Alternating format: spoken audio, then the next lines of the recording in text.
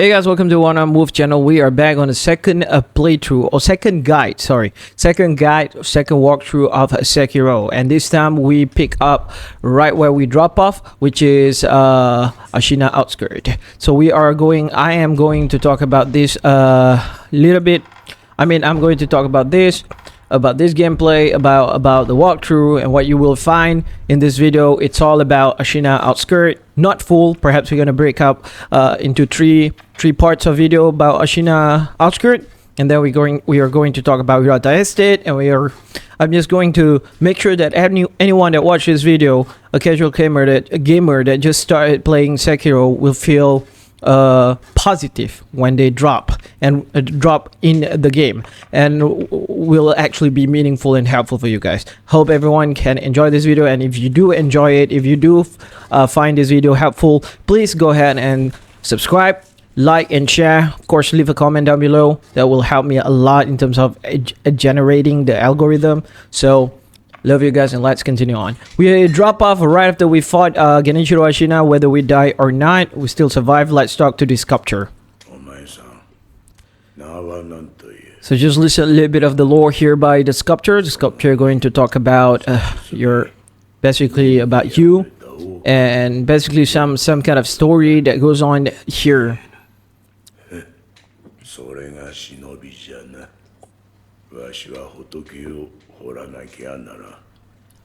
Right, let's go ahead and skip the dialogue because I already know the dialogue. But if you do feel like you want to listen to the dialogue, go ahead and check my playthrough. That will be on a different playlist. As how you got here, it's also his dialogue as fast as possible.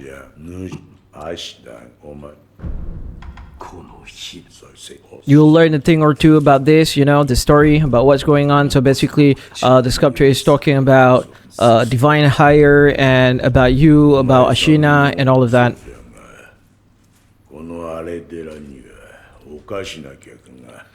Other peculiar visitors have come to this temple. There's one in the clearing to the right of the gate, leading off the temple grounds. So he's basically talking about the other guy that I will be showing. The other NPC. There happens to be a special NPC, as a matter of fact. Right, let's just head out here and we can find Emma. So the thing is, if you first drop here and you never actually went to the main menu, Emma will not be here. You'll need to rest first, and after rest at the sculpture right over there, Emma will appear. If not, Emma won't appear directly. It's because I already move out to main menu and then restart here, so Emma just appear. So let's talk with her and exhaust her in some of her dialogues to progress some of her quests. Now, Emma quest is going to be a little bit unique because it requires you to die enough and then gain a dragon rod status. And this dragon rod status will affect NPC. I'll be talking about that once we actually get there. But that's how you activate and progress Emma quest.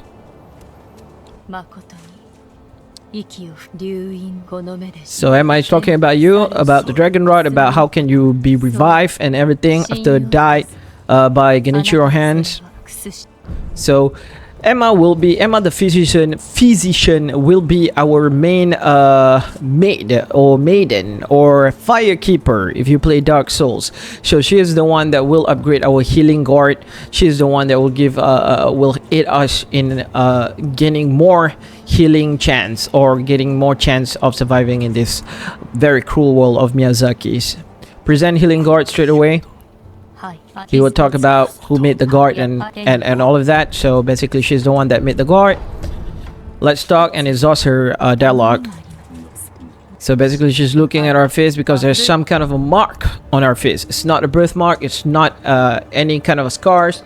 The mark that you can find and see from the Sekiro face is technically caused by the resurrection power given by the divine higher. It's not a birthmark. Look at that. That's if you can actually zoom in there, the whitish mark at the side face of wolf side face. That's the mark of resurrections. Exhaust her dialogue as best as possible and then progress. No worries, I'll guide you through her quest as we progress through this game and through this walkthrough or playthrough. pick up this item because why not? It's a pellet.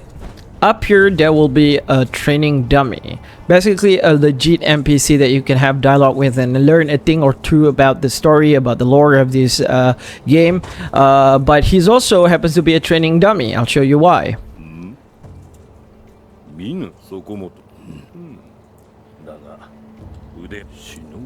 So basically challenge us for a fight. We have no idea why, but we are going to comply.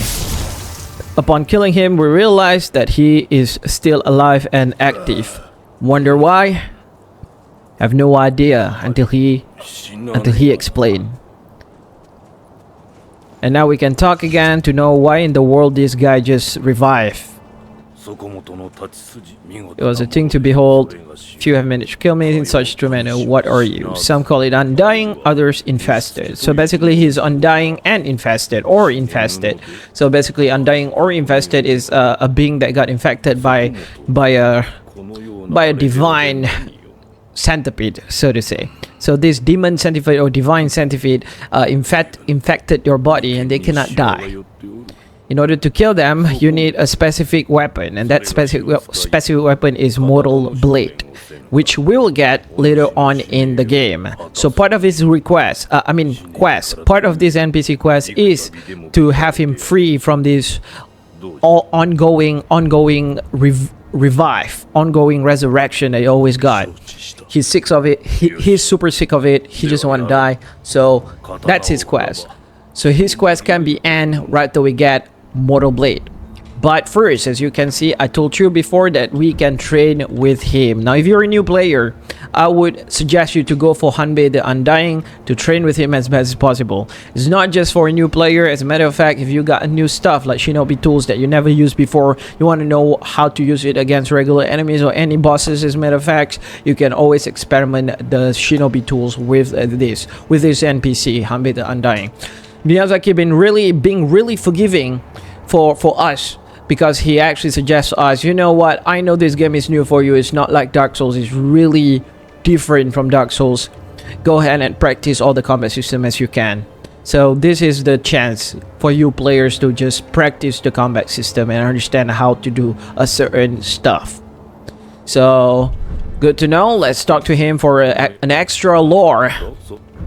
So he's talking about the offering box. So let me explain about the offering box really quick. So offering box is technically a place where you will get an item, a key item in the whole game that you failed to get from a certain NPC. Maybe that NPC died or something like that. So if that happens, that key item that you're supposed to get from that NPC will transfer to this box. But from my knowledge, from my experience, I've never actually get anything out of this offering box because my NPC always is alive, you know, until the end. So I always get the key item from them first before they die or anything like that, you know. So that's based on my experience. But in case if you're wondering, a certain NPC die and you don't know that you should get that key item, such as upgrade materials to upgrade your Shinobi tools, you can find it in this offering box. So we're done with that part. Let's proceed. Rest to the sculpture really quick. So in the sculpture you can do pretty much a lot of stuff, but the first sculpture here you can only do one, which is rest. So you can rest if you want, or you can just proceed normally because your health is the same and your guard is the same. The only reason why you want to rest is basically for to replenish your healing guard and to replenish your health or your resurrective knot, which we do not have yet right now, but you will have resurrective knots if you died from on your first death. So let's go and grapple. Sekiro is really heavy on grappling to the rooftop mechanic, which is happen to be your reliable mechanic to go for stealth approach. And believe me, 60% of the time, or maybe 70% of the time in this game require you to do stealth to make it easier for you. You want things to go easier for you. So this walkthrough will go heavy on stealth, but at the same time, at a place that we can just straight away attack, we are going to do that. No worries, don't be scared, don't be worried to play Sekiro. I know it's hard for you guys, new players. Don't worry, it's really doable. And Sekiro really, if you really want to learn Sekiro, you can 100%. so you can travel with this sculpture. You'll be unlocking more sculpture in the future as you progress. Grapple up here first before you proceed. Crouch because there's an enemy that might be able to see you. Grab this item. It's Ungo Suga. Very effective buff. You can use it. Now, Stealth Death Blow. Stealth Death Blow is a way of killing enemies stealthily. You can not really stealthily. Honestly, if you death blow that enemy right now, and if there's any other enemy right beside him, that enemy will get the enemy will notice you, get alerted. So if you want to really do 100% stealth kill that will not alert other enemies, you should just walk behind him and do a stealth kill. But for this one, there's no one here. Let's go ahead and jump, do that air death blow. Acquiring enemy loops. Let's just hold our action key to get that money. That is a pellet. Pick it up. And we got ceramic shard. Happens to be a very important item as well. Let me explain why. If you really really love stealth in this game, ceramic shard is your key item to handle stealth. You can hide behind a wall and sneak and peek to the side and throw ceramic shard to any enemy, and that enemy will walk towards you, and you can hidden or sneak death blow or stealth death blow that enemy as he walks towards you. So ceramic shard main purpose is for that, or distract enemy to make sure that enemy move towards a certain position that you want that enemy to move. So it's really is effective if you are going for that stealth 100% stealth approach. So just jump up here. There will be enemy here. If you fail to actually death blow him or stealth kill him, no worries. This regular enemy always die in 3 hits. Like that. Every time you kill this enemy, if you have to fight those enemy, 3 hits will put them down. The only problem with that is that if there's like 3 of them trying to freaking slash the heck out of you, then that will be a little bit problematic. Now, as I said, if you death blow this guy, air death blow this guy, that guy will notice you right over there because he's quite near. But if you just simply walk right behind him, that guy will not notice you. So keep that in mind. And I'll show you. Yet again, if you actually alerted this guy, it's not a big problem because he died in 3 hits. He will go down in 3 hits. Just keep that in mind. Not a big problem at all, indeed. Let's jump up here. Moving on top of a rooftop is really important. Let's death blow this guy. Gotcha. Alright, before you progress, look down here. There's a latch there. There's a place for us to land. Why? Just jump straight. And you'll see there's a small cave. Happens to hold Aqua Sugar for you. Aqua Sugar is another buff item that proved to be very useful if you already memorize a certain move pattern from the boss, because you don't want to waste it, you know what I mean? So my advice, if you ever try to use resources in this game or buff item in this game, make sure you really understand the moveset from the boss or from the enemy, because if you don't, it'll go to waste. So you don't want to waste those very awesome buff item. Only use it when you really are, or you really is confident on the enemy that you're about to slay. So let's jump down here and grab straight to the latch, and stealth death blow this guy. Shimmy alongside to the right side and try to stealth blow that guy. Stealth blow. That sounds so weird. Stealth death blow. Stealth kill, basically. There's another one guy here. Don't go around running. You can also kill him by 3 hits. Like I said, stealth is really optional in this game. Like if you already master it, my usual approach will be just freaking fight them, because I'm not a patient guy. I don't really go for stealth, you know what I mean? So, but if you're new in this game, stealth is really helpful. It really make this game easier. Stealth is the only thing that will make this game easier. Just keep that in mind. And you are a shinobi, so there's nothing to worry about doing stealth. No one gonna call you weak, because this game is about stealth. At least 60% out of it is all about stealth. Unless you're crazy awesome like Ongbal and anyone who knows how to play the game. Now this is wolf. Now you can block the wolf or you can parry the wolf. I would suggest parry the wolf because the timing is really forgiving, as you can see that. If you block, they die with one hit. So if you block one time, it's fine.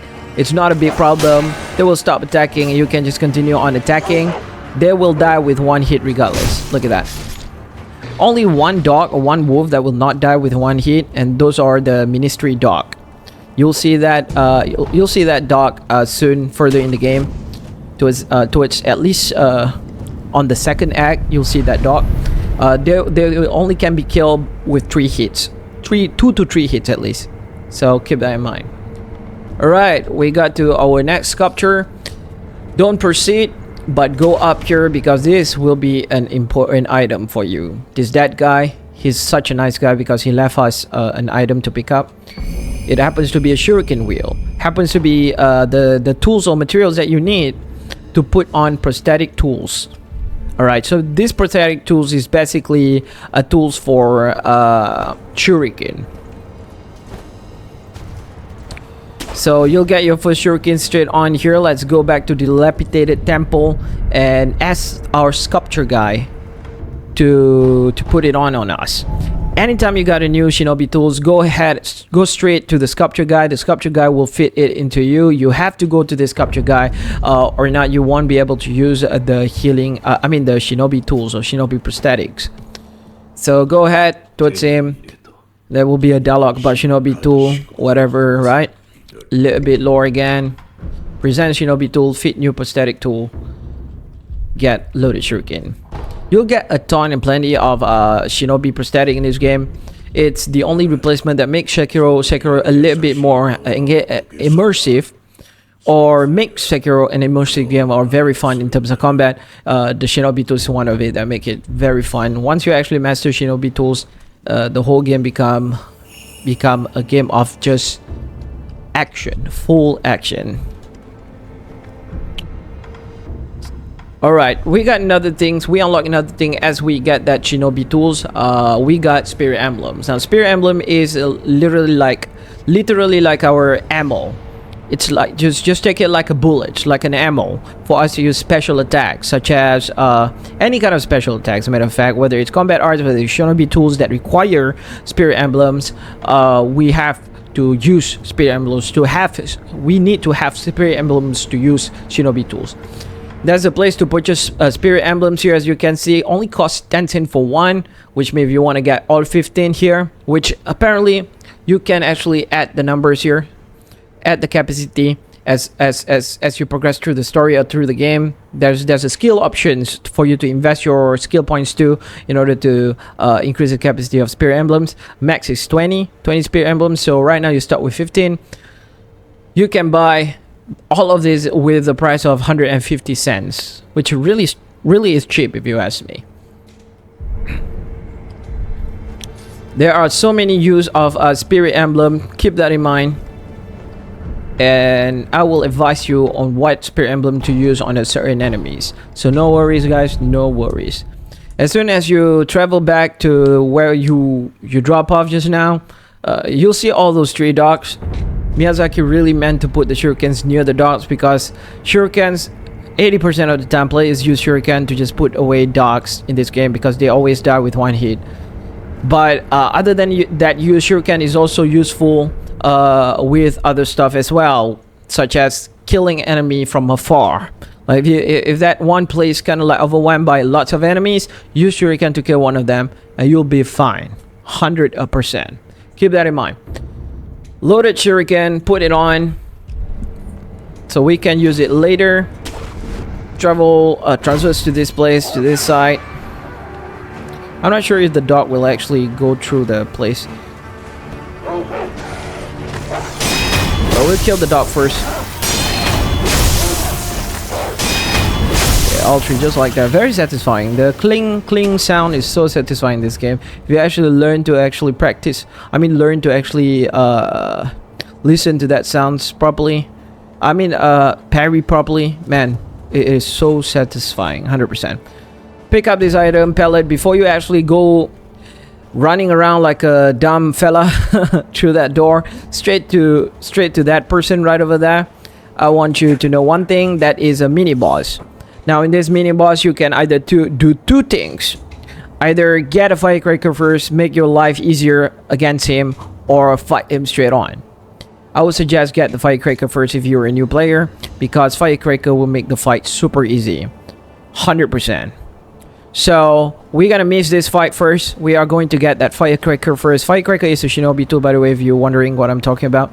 And I'm going to show you how to get that Firecracker. First, travel towards these positions, get this guy, stealth kill him, go up there straight on, crouch if you can so that no one notice you, go down here and kill this guy. Crouch immediately because you don't want the other guy to notice you. You see the indicator right over there. Yellow means they are alerted. Red means they see you. Now, before they actually go towards there, to the other side, kill one of them, and you will attract only one guy towards you. Alright, pull him right here because you can, and then kill him straight on. And then that guy, by the time he's here, we already killed the other guy, so keep that in mind. This is another guy that you can use Trust Attack to actually exploit his weakness, because he always use that guard, but that guard cannot guard against Trust Attack, unfortunately, so he died. So this NPC or this enemies is technically to teach you how to guard attack, Trust Attack, which is heavy attack, which I already teach you early on in the first video. Okay, now we are going to go there, straight on there, and listen to a certain dialogue from that, from those two guys. So just go right over here, grab to this rooftop or tower, and then grapple down to that tree. Now you can listen to a certain NPC dialogue, not NPC, eavesdrop dialogue. So there's a little bit of hint or foreshadowing on who's the boss, who's our next boss might be, boss fight. So jump and kill this guy straight on. All right. And again, get ready with this guy because he's going to attack you immediately. So just block him. Done. There's another guy. There's another guy down there. So what you got to do is just grapple up here. See that guy right there? Just jump and that will kill him. So there are a total of 1, 2, 3, 4, 5, 6 regular enemies and 1 special enemies. Now these special enemies I'm talking about is that guy right over there. You should be able to stealth kill him. So I would suggest you, if you do not want a hard time, which is his 100% will be a hard time for a new player, just stealth kill him. How do you do that? You are going to sneak attack him from behind, or just jump and do a air death blow. Either way works. But try to stealth kill this guy because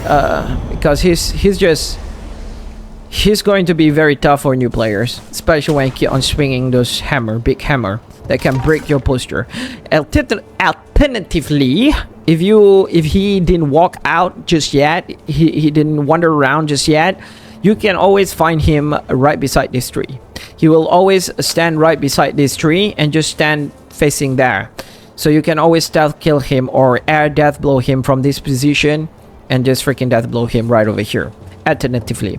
But if he already start wandering around, like a homeless guy, straight away do like what I did. Pick up this item. It's a balloon of wealth.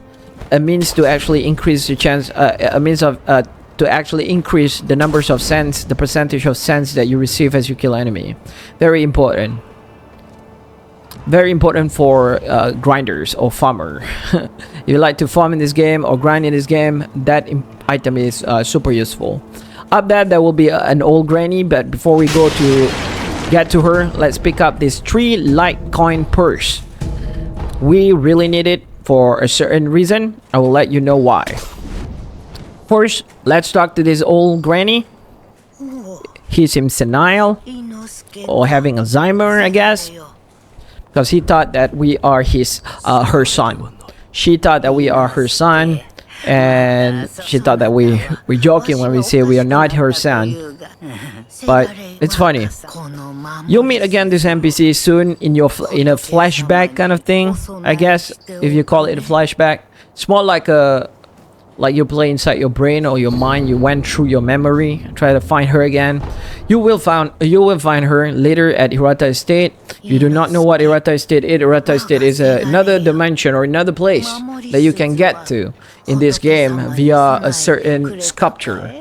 A certain Buddha statue. So we will get there soon. Alright, she even hint us about where the Buddha statue might be at. Let's talk to this NPC. Both of these NPC is a very important NPC. Not really important for the story at least. Basically, I wouldn't call this is their quest because I don't think it's their quest. It's part of the game. It's part of the, like, 90% of players will probably just do this Hirata Estate place because you'll find a lot of useful items there. You actually need to go there if I'm not mistaken. You actually need to finish a certain part of the Hirata Estate. I'm not sure about that. I need to check back in internet because I never actually missed Hirata Estate. I actually finished Hirata Estate. First Hirata Estate and second Hirata Estate. So you'll know about that later. I'll explain all of that when we get to it. But right now, let's just start with this NPC. She'll talk about something about the ball, about the bell and stuff. Like these two NPC technically asking you to go and ring the bell. Before we proceed, let's see down there. Okay, there's one guy there. It's a bait. As soon as you drop, as you go straight to that guy and kill that guy, you see up there, right over there, that is a cannon guy. Now, if you go there and kill that guy will shoot cannonball. He's a long distance guy and things will not be friendly for you. So I wouldn't suggest you to go straight and kill that guy. What I would suggest you, however, is to use alternate route, and that alternate route is through here. Jump up here. Jump up here. Now this alternate route is just to get up to that cliff there and drop down there and just use this backside path. He won't see you 100%. But before we actually proceed that, let's go get our first merchant in the game. Our first merchant is such a good guy. Let's treat him well. Right. So he's explaining about offering and stuff. Let's purchase item here. Now, Aliana told you guys that firecracker, where to get the firecracker, the Shinobi firecracker. Robert's firecracker is the material to use to actually get the Shinobi firecracker's prosthetic tools. You gotta buy this. But look at that, we got only 176 sins. That's not enough, right? We need 500. That is why we pick up all those 3 like purse coin. Okay? Keep that in mind. That's why we need it, because it's really important for us. Now what we gotta do is just pop all 4 of it and you'll get enough 500. Look at that, 576, just enough. It's almost like Miyazaki is saying, if you find all these 3 first, this 3 first is for you to get the Shinobi firecracker. So use it up and buy Shinobi firecrackers. Now we got it. What do we do with it? We go back to our sculpture. We go back to the guy at the dilapidated temple and ask him politely to actually put it on for us. Travel back there before we proceed through the game. Now we are ready to go for the mini boss, and that is what we should focus on, which is killing that mini boss. On first go, that mini boss will be pain in the ass for you, but no worries guys, that is why you guys are here. I know, I understand, and that is why I will guide you guys bit by bit on how to defeat that mini boss and make things easier for you. So first, install that Shinobi firecrackers in your arms. You'll love this so much. So basically it's talking about the belt that you got. You can always listen to the dialogue if you love that kind of thing, like story and stuff, but I'm doing a walkthrough, so I'm not into that story. Just this whole walkthrough is not about the story.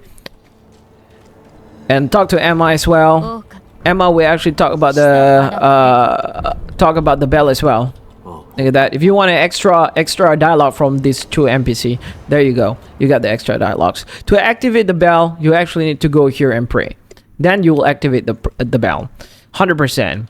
You can either do that first or do the mini boss first. Either way, it's fine. It works because once you get into that another place, as you pray at that Buddha, you'll be transported into other place. Hirata Estate, basically. You can actually rest on the sculpture there and just fast travel back to the mini boss. Either way works, but I like to just like go straight and focus on mini boss first. So let's get back to the first mini boss that I was talking about. And don't worry, guys. He can be done. He can be fight. I mean, he can be fought. He'll be easy for you, 100%. No worries. Right, just go up here.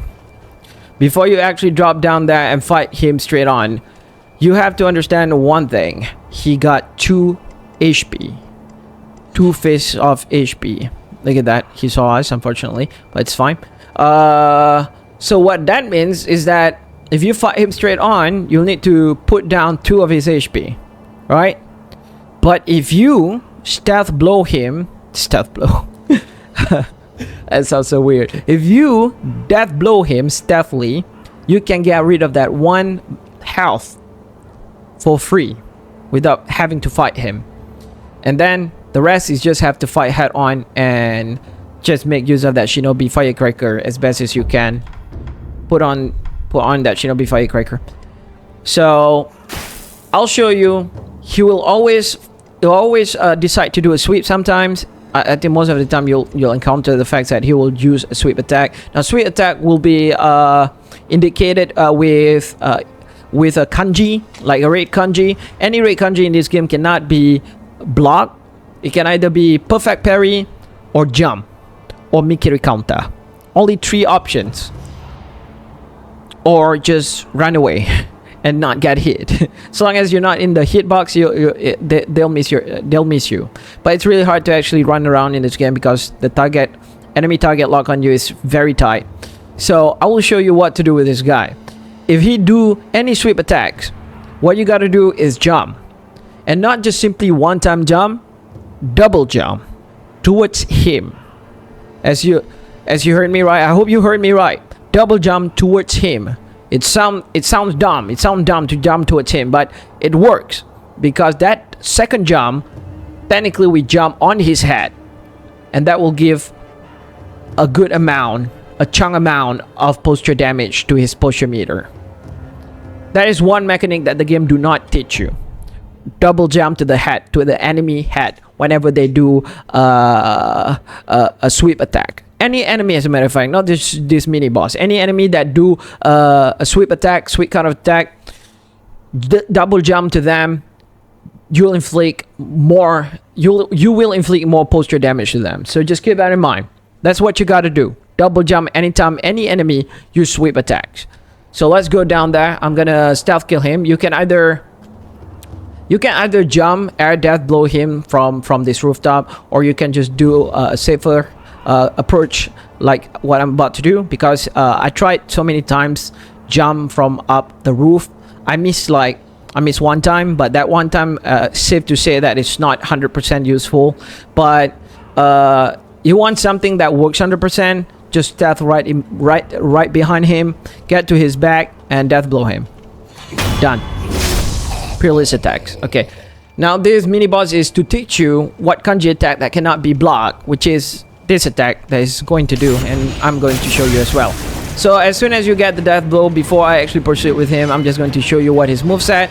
So that's the kanji, that's a sweep attack. Any kanji attack, any attack with a kanji, you either sweep. You have to look at the animation as well, because other boss sometimes they just use thrust attack, you know, and thrust attack cannot be jump. You have to mikiri counter or perfect deflect.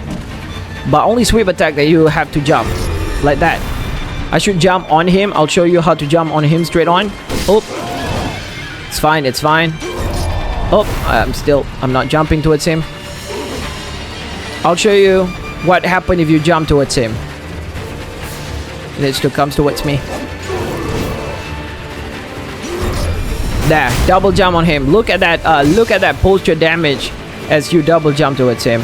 Very effective, guys. All right, now you guys see his moveset, which is always just 1-2 hit and 1-2 hit. But remember, if you block, he'll continue. He'll do a follow-up if you block. That's 2, that's 3. Look at that. He means business. He wants to break your posture. If you block, he'll do that. He'll do a follow-up. If you perfect parry, he'll stop. A certain attack will break his moveset. Look at that. If you do perfect parry, he'll stop. But if you block, he'll continue doing the same combo. He'll do a follow-up combo attack to break your posture. So that's the difference, guys. That's the difference. That's how early on I talk about exploit enemy moveset. I think I didn't actually talk about that just yet, but yeah, this game is about that. Exploit enemy combo, which means you have to understand what kind of combo that a certain enemy will actually do as you block or as you parry. Keep that in mind. So he's always going to do that. If you block, I'll show you one more time. If you just keep on blocking, he'll just keep on attacking until his last attack that to break your posture. If your posture broke, he'll try to grab you. Any enemy, as a matter of fact, have its own thing. Alright, so we're done. I'm done showing you here. You guys saw what I want to show, and I hope that helps.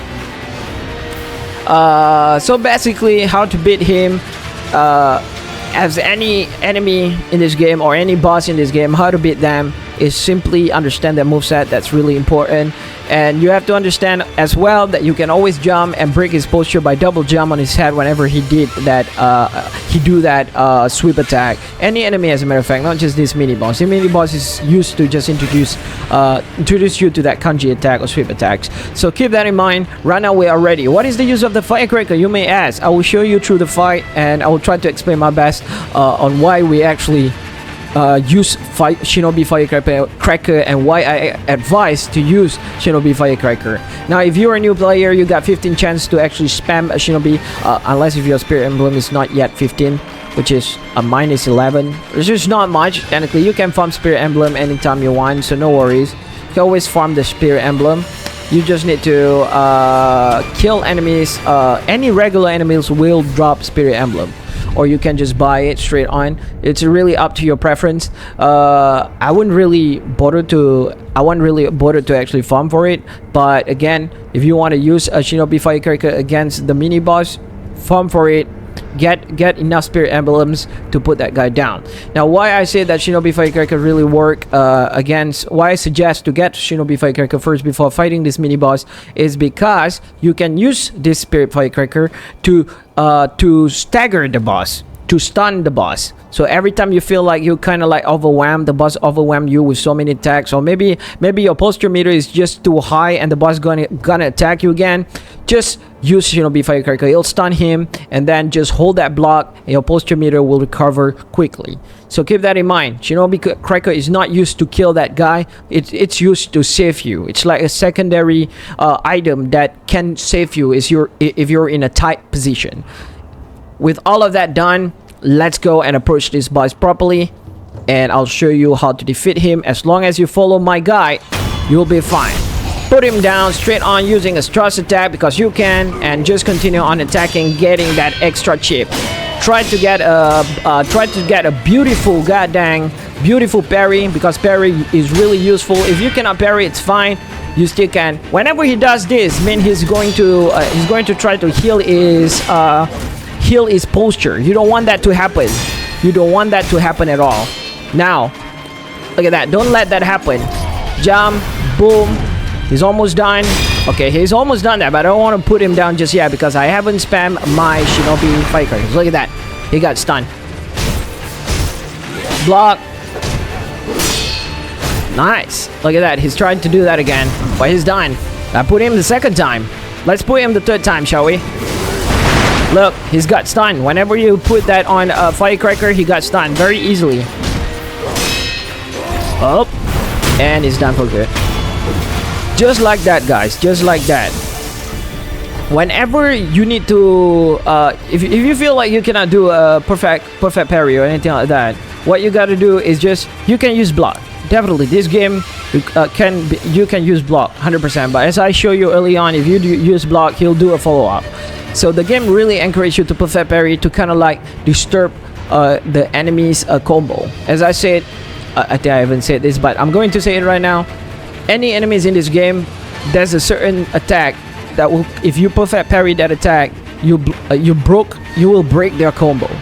So the key towards a boss fight, Ishin fight, Genichiro fight, or any boss fight in this game, a humanoid boss fight, you can break a certain moveset, a certain attack, but you can break a certain combo by deflecting a certain moveset. So keep that in mind. The key is always try to perfect deflect that specific move, and you'll break that combo and you can just follow up with an attack. So once defeating this, upon defeating this mini boss, you'll get a gourd seed and a prayer bead. So prayer bead and gourd seed is two specific items that's really important to upgrade your stats. Fortunately, this is not Dark Soul where you can invest your level points on stats. There's no such thing. There's only two upgrade points in this game. The first one is attack power. The second one is attribute. Now, when I say attribute, the game actually takes attribute is for posture meter and HP. So in order to do that, for attribute, you need to collect all 4 of prayer beads. Prayer bead is this one, as we just got. This is prayer bead. You need all 4 prayer bead in order to actually upgrade 1 point of attribute. What about attack power? Attack power, you will need memory, boss memory, which means the only way to increase your attack power in this game is by defeating boss. There's no other way. That's why it's unlike Dark Souls where you can just level up and be strong and be OP against boss. Sekiro is not like that. Sekiro is that you really need to master a certain thing, certain knowledge about the boss, and beat the boss with your skill and with whatever you learn about the boss. That is what the game is for. And don't worry, it sounds like hard work, but it's not really hard work. It's because most of the boss, not most, I think all of the boss have a very readable attack pattern, and as long as you know which attack that you need to perfect parry, you'll be safe. As long as you know which combo that you can exploit, you'll be safe. And I'll teach you in that, all of that in this walkthrough. So let's go back to our sculpture and rest for now, because we got 1 gourd seed we can give to Emma, and Emma going to upgrade our healing gourd. Okay, let's rest. But before we actually continue on this one, I would like to say my thanks to everyone. If you haven't subscribed, why not? If you liked, and I hope that if you like or if you find this video helpful, please do consider to subscribe, because I really want to grow big. Love you guys so much. That will be all for me in this video. We'll see you again on the next part. The next part will be taking on Hirata Estate and Chain Ogre. See you guys on the next video. GG.